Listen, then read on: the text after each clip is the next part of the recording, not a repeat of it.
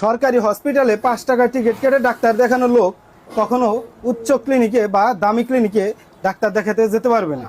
তারা মধ্যবিত্ত ফ্যামিলির লোক, তারা সরকারি হসপিটালে ডাক্তার দেখাতে যায় টাকা পয়সা কম বিদায়, আর সেইখানে গিয়েও তারা হয় প্রতারণার শিকার।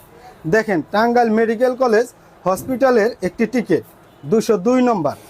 এই 202-এর টিকিট যত রিসিপ্টটি বের হোক, আপনি দেখবেন, আপনি 202-এর কাউন্টারের সামনে একদিন দাঁড়িয়ে থাকবেন।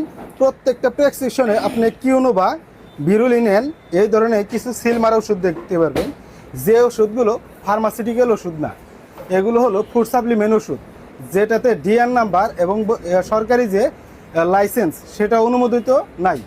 এক ধরনের অসাধু ব্যবসায়ী চক্র আছে যারা এই ওষুধগুলো ডাক্তারকে পুশিং করে যে এটাতে আপনি সিল মেরে দেবেন 50% আপনার, 50% ওষুধ কোম্পানির।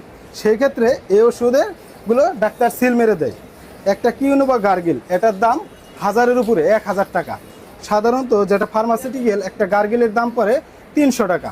আর এইখানে লেখছে ভিরুলিন এন, যেটা একটা কোটার দাম আপনার পড়তেছে 750 টাকা, আর যেটা ফার্মাসিউটিক্যাল ওষুধ সেটার দাম পড়তেছে 300 টাকা। তাহলে এইখানে কত টাকা আপনার কাছ থেকে হাতিয়ে নিচ্ছে এই অসাধু ডাক্তাররা? আপনারা যারা এই ধরনের ফুড সাপ্লিমেন্ট ওষুধ ব্যতীত অন্য কোনো ওষুধ, ফার্মাসিউটিক্যাল ওষুধ ব্যতীত ফুড সাপ্লিমেন্ট ওষুধ লিখবে প্রেসক্রিপশনে, কখনো এগুলো কিনবেন না।